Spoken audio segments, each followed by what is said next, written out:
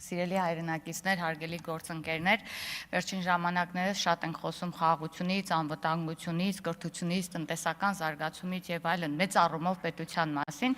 եւ դրան զուգահեռ գրեթե ամենօրյա ռեժիմով եւ ամենշաբաթյա ռեժիմով ականատես ենք լինում, թե ինչպես է նախկին իշխանության կարկառուն ներկայացուցիչների առնչվող կոռուպցիայի եւ ապօրինի ծագում ունեցող գույքի վերաբերյալ դատախազությունը անում հրապարակումներ։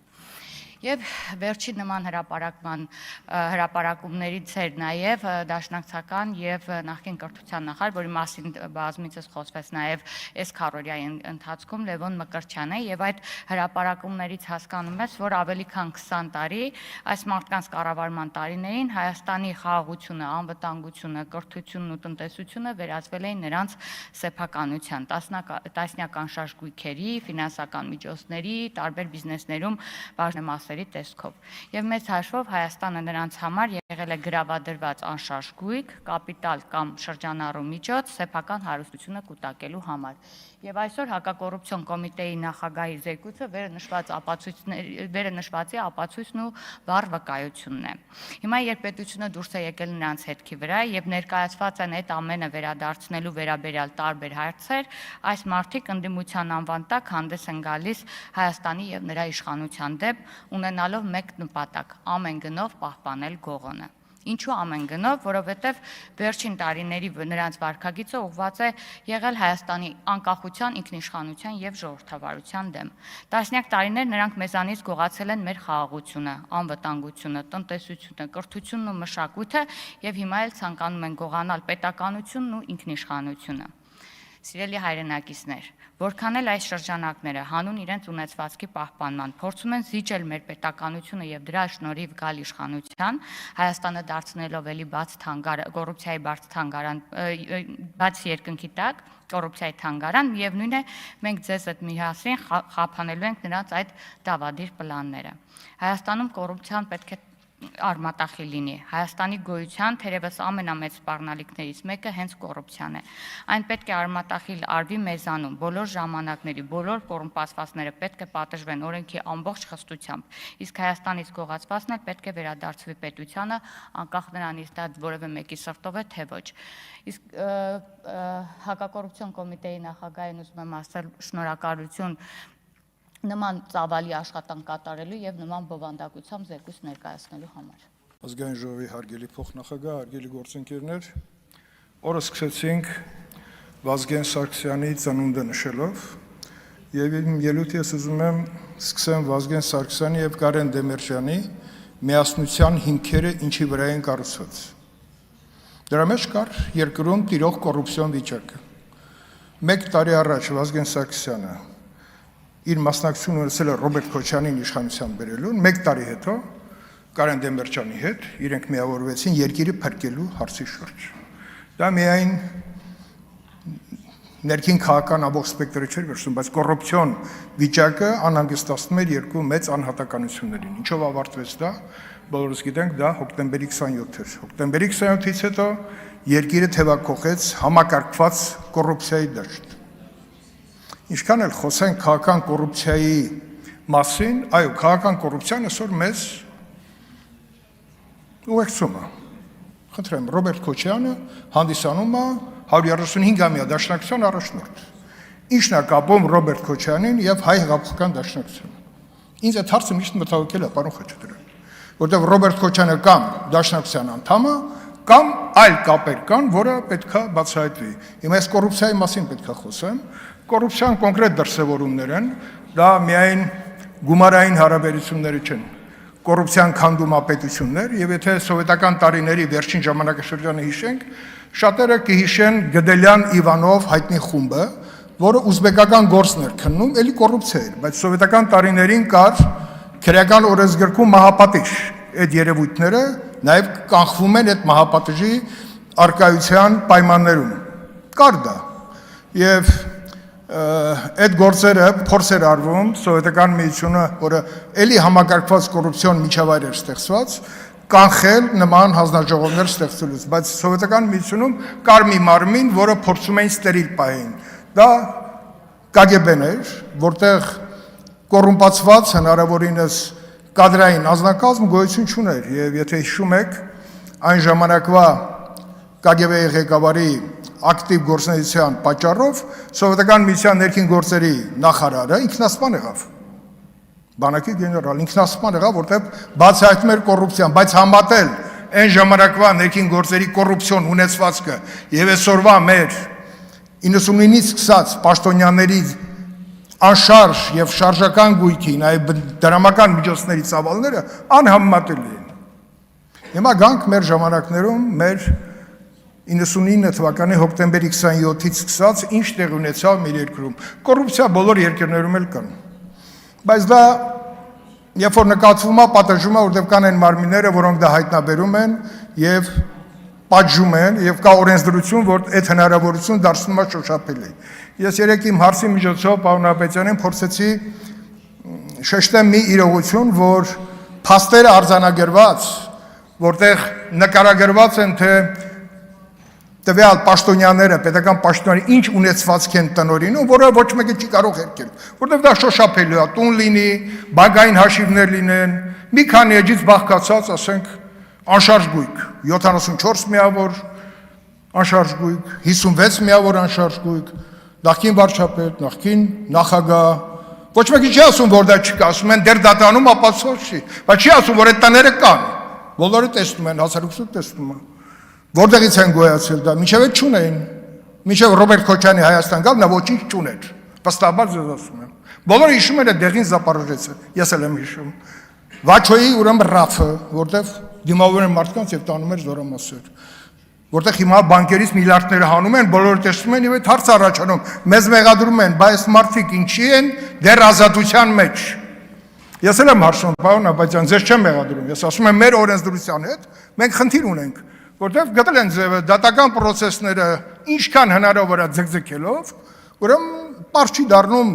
մոտակա ապագայում իրենք պատիժը կստանան թե չէ։ Երբ որ գնում ենք ֆակտորում հարցազրույց տալու, տեսնում ենք Աղվան Գառնիկիչի ապարտամենտը, դա դեռ մեկն է, բանակաների միության ամբողջ այդ տարածքը բյուրականում, որտեղ ինքը վայելում է իր հանգիստը, բայց դեռ դատարանում քննվում են այդ գործերը։ Առավոտյան նայում եմ, ուրեմն դատարանը դատախազության հայցը մերժել է Մովսես Հակոբյանի վերաբերվող 4.5 միլիարդի։ Բարև ձեզ տեղ հասանք։ 4.5 միլիարդ, մոտ 10 միլիոն դոլար։ Հիմա ես զանգում եմ ԲԴԽ-ի նախագահին, ասեմ, ես ինչ պատմություն եմ այդ բացատրել, որտեղ ես դնեմ, ասում եմ, որովհետև ժամկետի խախտում կա։ Բայց այդ գողոնը կա, չէ՞։ Նահապետյանը ինչ պետք է անի, քրեական գործ պետք է աներ եւ ներկայացնել դատարան, բայց ժամկետը խախտվել։ Բերեք մեր օրենսդրությունից սկսած այս հարցերը մի հատ մոտենանք, որպեսզի այդ լազայկաներից ոչ մեկը չկարողանա օգտվել։ Մարտի 1-ի դատումը ինչ է հիմա գնում է։ Հետո հիմա գանք պաշտոնյաների այս բան համակարգված կոռուպցիա։ Հասանք նրան, որ ամբողջ ուժային բլոկում երբ սկսվեց համակարգված կոռուպցիան, երբ որ ուսադիր կրող պաշտոնյաները դարձան միլիոնատերեր, բանակում, ազգային անվտանգությունում, ոստիկանությունում, շոշափելի է, բոլորը իրենց տների կողքոմացնելուց տեսնում եք։ Մաքսանենգության դեմ պայքարի համար նախատեսված մարմնի ղեկավարները բոլորը միլիոնատեր են եղել, կրակեմ հրաչից սկսած։ Օղորմի իրեն, այդ չի հարցը։ Հարցը նրանում է, որ այդ մարմինները հասկացան, որ իրենց թույլատրելի է, ունեն լիցենզիա, իրենք էլ ունենան իրենց փայաբաժինը։ Այ համակարգված կոռուպցիան է տեղել։ Եթե իրենց պահեն ստերիլ վիճակում եւ տաբուներ չունեն, ոնց որ հիմա 18 թվականից հետո ստեղծեցին մեր կողմից այդ մարմինները, որպեսզի բոլորին առնչվի, այն ժամանակ չի եղել այդ պահին, մինչև 18 թվական։ Դա եղավ 18 թվականը, պետք է լիներ։ Անխուսափելիորեն։ Հիմա ասում եմ, բան ներկայիս իշխանություններից մի հոգի է։ Եթե լիներ երկուսը, կլիներ երկուսը։ Եթե լիներ 4-ը, կլիներ 4-ը։ Եթե լիներ 10-ը, ժողովուրդը մեծ իշխանությունից կհեռացներ։ 18 թիվ եղել է, որովհետև այդ կոռուպցիան արդեն պետությունը հասցրեցնա, որ 44 օրը պատերազմում մենք պետք է արձանագրենք պարտություն։ Կոռուպցիան բանակում էր։ Բա Մովսես Հակոբյանի 4.5 միլիարդի հայցը, այդ փողերը որտեղ են։ Արցախում թողած մեր անշարժ գույքը, այդ ինչ գումարներ էին, կորցրած միջոցները։ Ուզում ասեմ, քաղաքական կոռուպցիան գոյություն ունի, որտեղ քաղաքական գործիչները, որպեսզի այսօր նախկին պաշտոնյաների ունեցվածքը փրկեն, իրենց գումարի մի զգալի մասը ծախսում են քաղաքական հարթակում, որպեսզի կարողանան ստեղծել միավորներ, որպեսզի իրանց պաշտպանեն։ Դա էլ չի ստացվում։ Հիմա նոր շրջապատույտի մեջ ենք մտնում, նորից արտաքին միջամտության շնորհիվ կամ ներքին իրենց ցանկությունների շնորհիվ հայտնվում են նոր դեմքեր, հսկա միջոցների տնօրինողներ։ Անուն օլիգարխին որն է, որը որ ունի քաղաքական նպատակներ եւ չի զբաղվում իր միայն բիզնես իրողությունները կառավարելով։ Լրատվական միջոցներ, քաղաքական միավորներ։ Հիմա պետք է միավորվեն, որպեսզի իշխանությունից մեզ հեռացնեն, որպեսզի այդ դատարանում քննվող գործերը ինչ որ ձև կասեցվի, որտեղ ժամկետը երկարացվել է, բայց նախկին իշխանությունների բարձրաչափ պաշտոնյաները առավոտը զարթում են գնում են դատարան,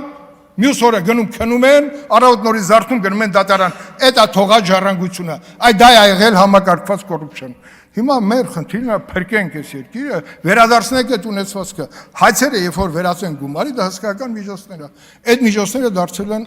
անշարժ գույք, օտարվել են, դուրս են բերվել մեր երկրից։ Դա պետք է լիներ մեր համտանգային միջավայրի կարևոր սնուցող, ֆինանսական միջոցները, դա էլ չկա, մանկապարտեզից են խոսում։ Կենտոնի մանկապարտեզները գիտեն, չէ, ովքեր իրար մեջ ոնց բաժանեցին։ Հիմա խոսում ենք, տեսեք, ես խոսեցի այն մարմինների մասին, որոնք նախատեսված էին դա անելու, բայց իրենք առաջին հերթին գումարը վերցնում են, հատկապես մաքսային վարչություն ունենք, այն ժամանակ Արմեն Ավետիսյան, ոչ մեկը չի հիշում թե այդ անունը։ Մի հատ պատահական մի հատ սրիկա, օդից ընկած, հայտնվեց եւ ստեղծվեց, պարզվում է, ազգային անվտանգությունում տվեցին 4-րդ վարչությունը, այսինքն 4-րդ վարչությունում ինքը ոչ թե գնացել էր բացահայտել եւ կանխել կոռուպցիոն դրսևորումներ, գնացել էր փող աշխատել, բաժանել։ Հիմա Golden Palace-ը նվիրեց, բայց Մանումենտի հյուրանոց ինչ եղավ եւ մյուս կարողությունները, բոլորը հիշում են, որ Արմեն Ավետիսյանի տունը թալանվեց։ Հարց առաջանում հայտնի ֆիլմից, ինչու հենց հատկապես Արմեն Ավետիսյանի տունը թալանվեց։ Զգուշացիր ավտոմեքենայից։ Թալանվեց։ Բայց Արմեն Ավետիսյանը այսօր հանգիստ ֆրֆռում է, խմում է ինչքան ուզում է։ Աղվան Հովսեփյանը հանգիստ գնում է դատարան, հետո գնում է պատոցում է, գնում է բյուրական, լիֆտով իջնում է ձոր, բարձրանում է վերև։ Մենք խնդիր ենք օրենսդրական, պարոն Աբեձյան, Արմեն Ավետիսյանն պատական չնչեցրեցի, կարող է անունը հիշեցնել։ Այստեղ խոսում ենք մանկապարտեզից եւ կողքից լսեցի Արթուր Բաղդասարյանի նվիրված մանկապարտեզները։ Որտեղ է Արթուր Բաղդասարյանը։ Ասում են վատառողջ է։ Դա չի խնդիրը։ Առողջությունը ոչ մեկին չի ազատում իր կատարած հանցագործությունները, եթե դրանք առկա են։ Հայտնի քաղաքական գործիչ ունենք, լքել է Հայաստանը, Վայ Հակոբյանը, որտեղ է Վայ Հակոբյանը։ Մեծ միջոցներ, հիմա պարզվում է հսկայական միջոցների է տնօրինում եւ լքել է մեր հայրենիքը։ Միջոցների հետ է լքել, թե առանց միջոցների։ Այստեղ են խնդիրները, հարգելի գործընկերներ, կոռուպցիան պետքա ոչնչան անկախ նրանից դա իշխանությունն է անում, թե ընդդիմությունը։ Երկուսս միասին պետք է անենք, որտեղ դա մեզ բոլորիս տանում է գերեզման։ Եկեք միասին այդ խնդիրը լուծենք։ Նաև օրենսդրությունը բերենք այն վիճակին, որպեսզի օրենքների հետևում չփորձեն երկիրը թալանածները պաշտպանել։ Շնորհակալություն։ Ազգային ժողովի մեծարգո նախագահ, հարգելի գործընկերներ, քննարկում ենք հակակոռուպցիոն կոմիտեի տարեկան հաղորդումը, խոսում ենք կոռուպցիայի դեմ պայքարի ձեռքբերումներից եւ ձախողումներից եւ բնականաբար նաեւ չենք կարողանում խուսափել ականատես լինել բացառիկ երեսպաշտության մեր ընդդիմադիր գործընկերների կողմից ցուցաբերված։ Հարգելի ընդդիմադիր գործընկերներ, դուք չեք վաստակել իրավունքը խոսելու կոռուպցիայի մասին։ Նախքան դուք կարողանաք խոսել կոռուպցիայի մասին, կոռուպցիայի դեմ պայքարի ոլորտում ձախողումների եւ ձեռքբերումների մասին, դուք առնվազն մեկ անգամ հրապարակային պետք է հարցնեք ձեր փոքրիկ իշխանին, թե 22 տարեկանում նրան նա որտեղից է ստացել 1 միլիարդ 72 միլիոն դրամ գումար։ Որտեղից իրան այդ փողը Nairi Insurance ընկերության փաթեթը գնելու համար։ Վերջինիս հայրիկին պետք է գոնե մեկ անգամ հրապարակային հարցնեք, այն ինչ 200 միլիոն դոլարի մասին է խոսքը, որ փորձ է արվում հիմա բռնագանձել նրանից ապօրինի ծագում ունեցող գույքի բռնագանձման շրջանակներում։ Որտեղից։ Քանի դեռ դուք դա չեք արել, մնացած ձեր այն բեմադրությունները, որ այստեղից անում եք, ծիծաղելի է, առնվազն ծիծաղելի է։ Մեկ անգամ հարցրեք, հետո եկեք շարունակենք մեր քննարկումները։ Հարգելի գործընկերներ, այստեղ մի շարք պնդումներ են արվել, որոնց պետք է նաև անդրադառնամ։ Հարգարժան պարոն Դանելյանը երեկ խոսում էր մեկ անձից գնումների ահագնացող տեմպերի մասին։ Հարգելի պարոն Դանելյան, սիրելի Գառնիկ, ես ձեզ պետք է խնդրեմ մի բանից խոսելուց առաջ ծանոթանալ գոնե վիճակագրություն։ Նյութին տիրապետեք, մի փոքր չեմ ասում խորությամբ, բայց մի փոքր տիրապետեք։ Կարդացեք վիճակագրություն։ Տվյալները շատ են, մի հատ թեթև Google արեք, կբերի ձեզ, բայց քանի որ չեք արել, այստեղից ձեզ այդ վիճակագրությունը ներկայացնեմ մյուս անգամ, որ նման հայտարարություններ չանեք։ Ուրեմն մեկ անձից գնումները պետական մարմինների ընդհանուր գնումներում 17 թվականին կազմել են 56.4%, այսինքն ամբողջ գնումների կեսից ավելին մեկ անձից գնումներ են եղել։ 18 թվականին 52.7%, այսինքն սկսել է իջնել, 19-ին 52%, 20-ին 50.5%, 21-ին մի փոքր բարձրացել է 51.2% հասկանալի պատճառներով, 22-ին էլի իջել է 45%, 23-ին նորից իջել է 43.9%, 24 թվականին 16.2%, այսինքն իջել է շեշտակի։ Ահագնացող տեմպերը վերջ են բարձրացել, պարոն Դանելյան, ներքև են իջել, ահագնացող տեմպերով մեկ անձից գնումները նվազել են։ 25 թվականի համար նորից ունենք նվազում։ Կարդում ենք ֆակտորեմի հետազոտությունը եւ ըստ այդ հետազոտության պետական մարմինները ոչ մրցակցային մեկ անձից գնման ընթացակարգով 2%-ով պակաս գնում են իրականացրել 25 թվականին, քան 24 թվականին։ Սրանք թվեր են, որոնք որոշակի բաներ են նշանակում եւ հետեւաբար հայտարարություններ անելուց առաջ ես պետք է խնդրեմ մի փոքր տեղեկանալ իրողություններին։ Այստեղ շատ է խոսվում կոռուպցիայի ընկալման համաթվի մասին եւ տենց մեծ ապոկալիպտիկ մեկ նիշով նվազել է, այո, շատ վատ է, որ մեկ նիշով նվազել է եւ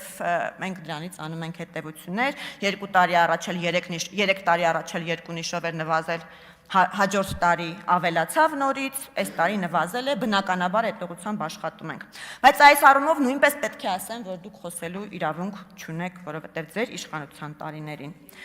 կոռուպցիայի ընկալման համաթիվը եղել է 35, այսինքն երբ ասում եք, որ 50-ից ցածրը նշանակում է խայտառակ կոռուպցիա,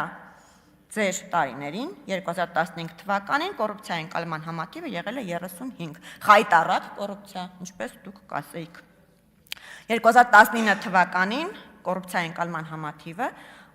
դրական տեղաշարժ է ունեցել, դառնալով 42 միավոր, 24-ին 42 ենք, ներողություն, 24-ին 25-ին մենք 24-ին ունեցել ենք 47, 25-ին 46, մեկ նիշով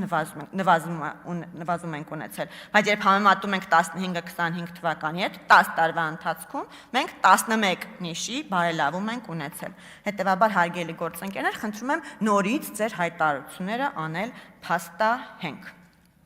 Տիկին Գյուրեղան խոսեց այն մասին, որ խայտառակ կոռուպցիա է, երբ SMS-ով պատգամավորին ասում են, որ ինքը մանդատը վայր դնի։ Կրկին պետք է հիշեմ ձեր փոքրիկ իշխանին, սիրելի տիկին Գյուրեղան, այն բանի համար, որ վերջինս դառնա պատգամավոր եւ խուսափի քրեական պատասխանատվությունից, ձեր ցուցակից 5 անձ, այդ թվում 1 հոգեբան, որը մինչև այդ պնդում էր, որ անհամբեր սպասում է ազգային ժողովի ամբիոնը ճոճելու հնարավորությանը,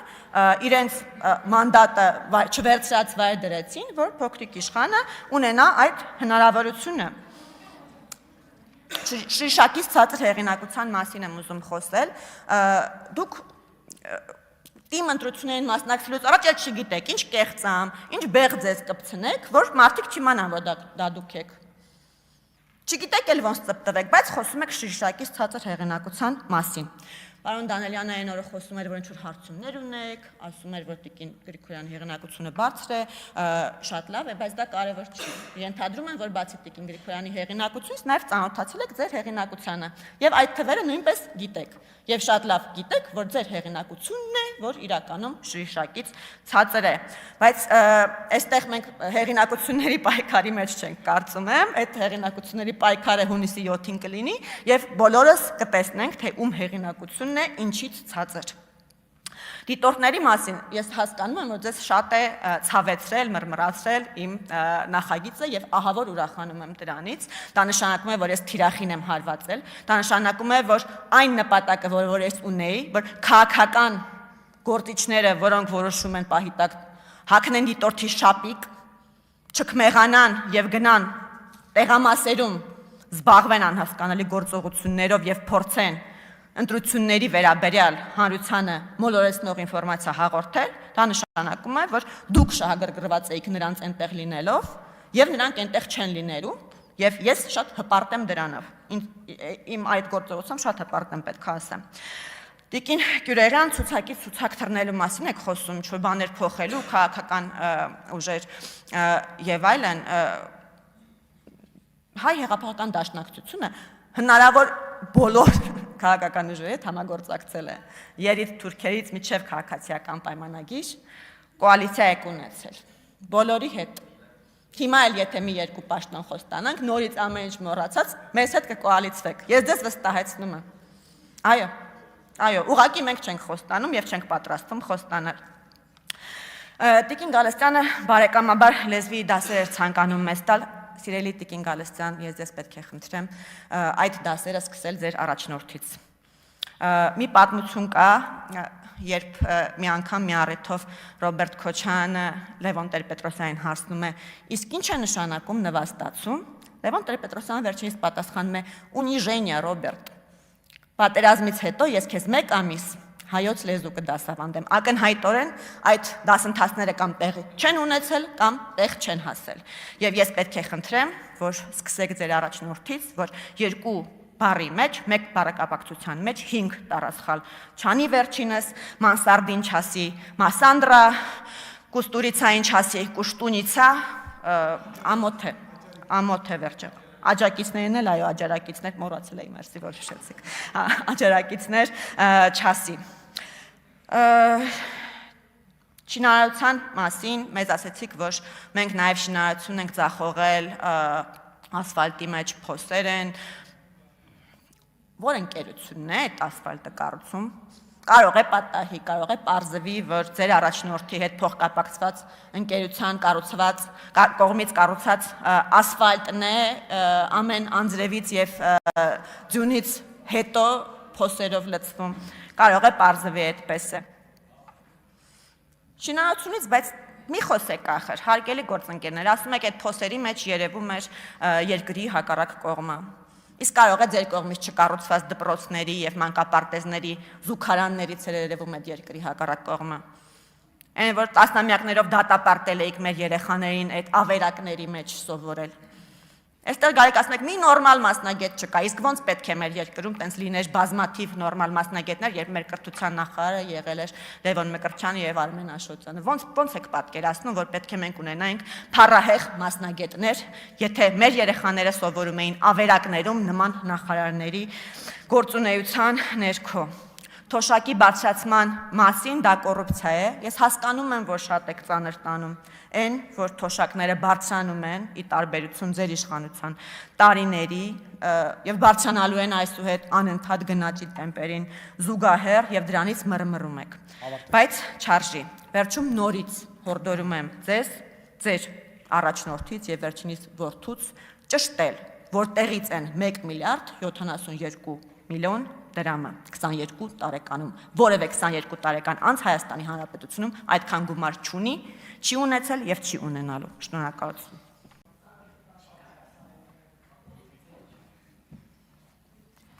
Շնորհակալություն, մեծարգո նախագահ, պարոն Նահապետյան, նախ թույլ տվեք շնորհակալություն հայտնել ձեզ ձեր կատարած աշխատանքի համար եւ հակակոռուպցիոն կոմիտեի գործունեության հաղորդումը ներկայացնելու համար։ Ընդ որում ուզում եմ, որ նկատենք, որ նման զեկույցի քննարկումը ազգային ժողովում մեր կատարած փոփոխության արդյունքն է եւ ըստ էության հարգելի ընդդիմադիր գործընկերներ, մենք ենք այդ հնարավորությունը ձեզ տվել, որ գաք այստեղ եւ անպատեհ մեզ քննադատեք, իհարկե մեծամասամբ ոչ փաստահեն, եւ այս համատեքստում ինձ զարմացրել են մի քանի ելույթներ։ Տիկին Գյուրեղյան, ես իհարկե հասկանում եմ ձեր զարմանք նախընտրական ցուցակի այս մեր գործընթացների նկատմամբ, որովհետեւ ձեզ համար անիրականանալի եւ հերավոր մի երազանք է ժողովրդական մեթոդներով եւ նաեւ պատվիրակների վստահության քվեներով նախընտրական ցուցակ կազմելը եւ ցավոք ձեր երազանքի իրականացման համար հիմքեր ես չեմ տեսնում։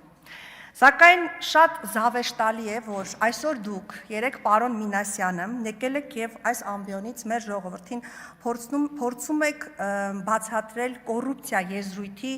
ինչ որ կոննոտացիոն նոր նրբերանգներ,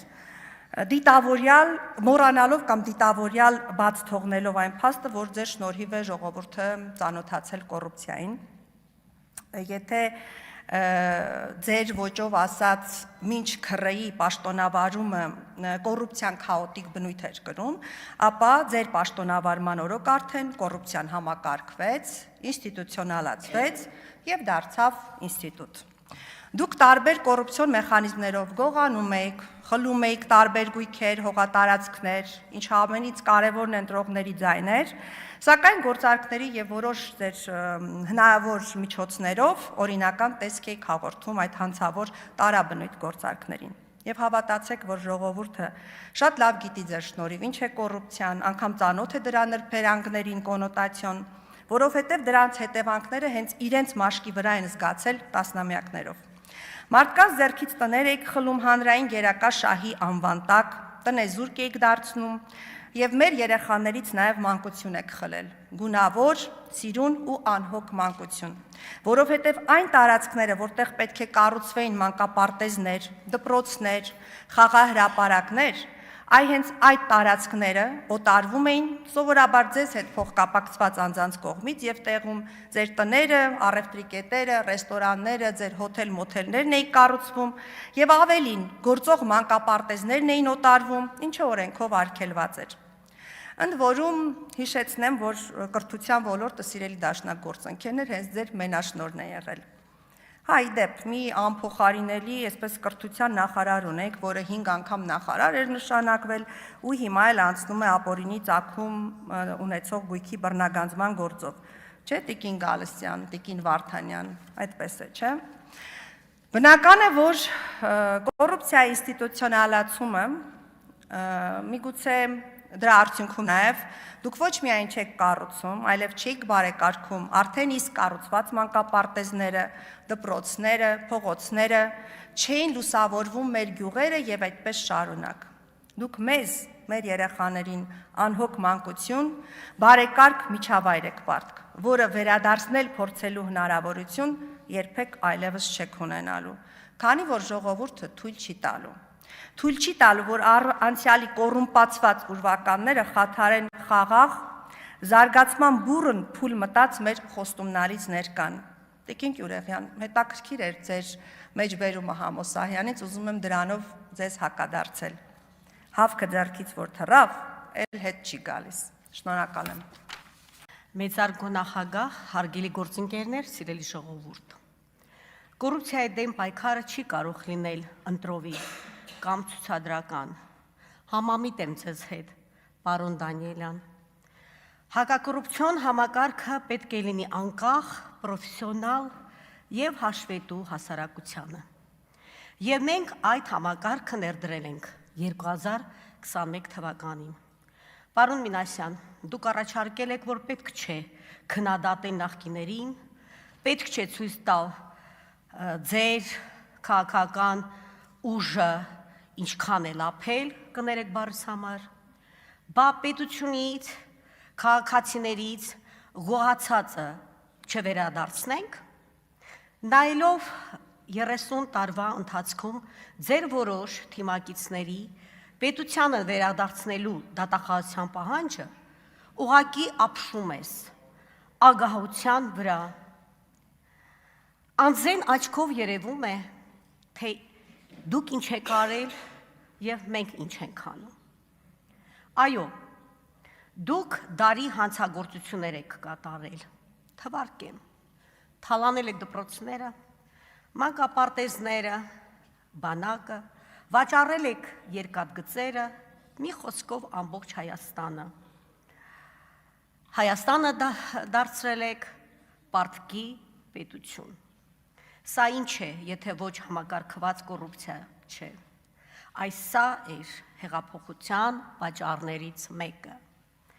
Իսկ մեր քաղաքական ուժը վերացնում է, արմատախիլ է անում համակարգային կոռուպցիան։ Մեր օրոք ստեղծվել է հակակոռուպցիոն կոմիտեն այդ առատավոր երևույթի դեմ պայքարելու համար։ Հա, կլինեն սխալներ, բայց այդ սխալները մենք տեսնում ենք եւ վերացնում ենք։ Որոնք են հակակոռուպցիոն կոմիտեի գործառույթները։ Քրեական վարույթների իրականացում։ Քննում է կոռուպցիոն բնույթի հանցագործությունները, կաշառք, պաշտոնեական լիազորությունների չարաշահում, պաշտոնեական կեղծիք, ապօրինի հարստացում, պետական միջոցների յուրացում եւ այլն։ Անվերջ կարող եմ թվարկել եւ ի զարմանս ինձ այդ շկալայի տակ ընկնում եք միայն դուք, սիրելիներս։ Բարձրաստիճան պաշտոնատար անձանց գործերի քննություն։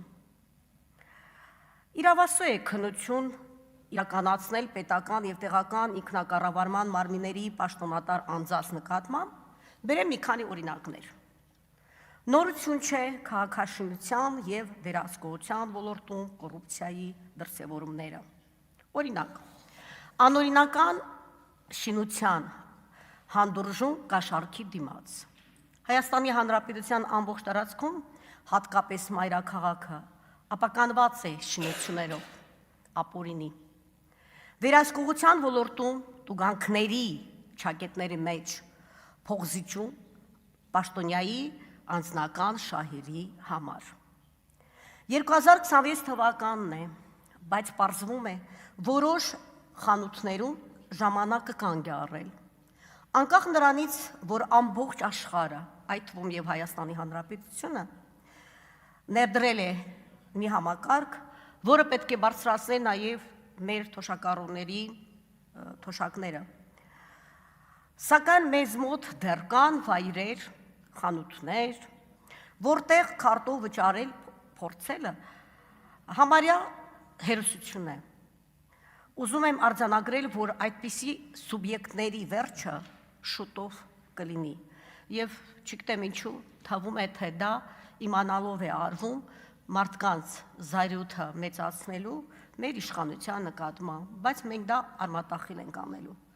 Հարգելի տնտեսվարողներ, անկախիկ վճարումը քմաճույք չէ, դա թափանցիկության, հարմարության եւ օրենքի պահանջ է։ Քաղաքացին իրավունք ունի ընտրելու վճարման եղանակը առանց անհարմար հայացքների կամ սարքը չի աշխատում կամ չկա դասական արտահայտությունների։ Եվս մեկ անգամ կոչ եմ անում, հարգելի տնտեսվարողներ, մի մերժեք անկախիկ վճարումները, մի ստեղծեք արհեստական խոչընդոտներ դրանց կիրառման համար, հիշեք, որ դրանով դուք օգնում եք պետությանը բարձրացնել թոշակները։ Հակակոռուպցիոն կոմիտեի գործունեություններից է օպերատիվ հետախուզական գործունեություն։ Այսինքն իրականացնում է օպերատիվ միջոցառումներ հանցագործությունների բացահայտման եւ կանխման նպատակով։ Ֆինանսական հոսքերի վերլուծություն, օֆշորային գործարքներ, թվային ապացույցներ պահանջում են բարձր մասնագիտական պատրաստվածություն եւ տեխնիկական ռեսուրսներ։ Մասնագիտական կարողությունները մշտապես պետք է զարգանան։ Գիտեք, այս բացերի ոտքերը նույնպես մեծանում են նախկին կրթական համակարգից, որտեղ կոռուպցիան անչափելի մեծ էր եւ ես որպես կրթության համակարգի օղակներից մեկը կարող եմ դա փաստել։ Ի վերջո, արդյունավետ քննության համար անհրաժեշտ է սերտ համագործակցություն քննչական, դատախազական, դատական եւ վերահսկող մարմինների միջև։ Համակարգային խզումները կարող են նվազեցնել արդյունավետությունը։ Պարոն Նահապետյան, կխնդրեի այդ դրա վրա նաև ուշադրություն դարձնել։ Եվս մեկ անգամ հիշեցնեմ, որ մենք ենք ստեղծել հակակոռուպցիոն կոմիտեն 2021 թվականին, եւ ինչ է դա նշանակում, որ մեր իշխանությունը իրոք պայքարում է կոռուպցիայի դեմ։ Կոմիտեն պարունակում է կանխարգելիչ բաղադրիչ, թեև հիմնականում քննչական մարմին է, սակայն իր գործով, իր գործերով եւ նախադեպերով նպաստում է կանխարգելմանը։ Պարոն Նահապետյան, շնորհակալ եմ կատարած աշխատանքի համար, համոզված եմ, որ միայն աշխատանքի ժամանակ կլինեն վրիպումներ, կարևորը մենք բոլորս պայքարում ենք կոռուպցիայի դեմ եւ այսօր կարող եմ արձանագրել, որ չունենք համակարգված կոռուպցիա, ինչպես մեզ համոզում են մեր ընդդիմադիր գործընկերները, փորձում են արդարացնել իրենց տարիների ժամանակ իրականացված կոռուպցիոն սխեմաները, բայց ժողովուրդը տեսնում է, մենք չենք կարող փակել աչքերը կոռուպցիայի այդ հանցագործության դեմ։ Հարգելի ընդդիմադիրներ, ռեժիմը խուճապի մեջ է, համոզված եք, ավելի լավ ձեզ համար, եթե մենք խուճապի մեջ ենք, բայց հիշեցնում եմ, որ ճտերը աշնանն են հաշվում, բայց մենք ճտերը կհաշվենք ամռանը, համոզված եղեք, որ քաղաքացիական պայմանագիրը էլ ավելի շատ ձայները հավաքելու, քան 2021 թվականին։ Գիտեք ինչու? Որտեղ մարդիկ տեսնում են, ինչ փոփոխություններ են տեղի ունեցել այս տարիների ընթացքում։ Շնորհակալ եմ։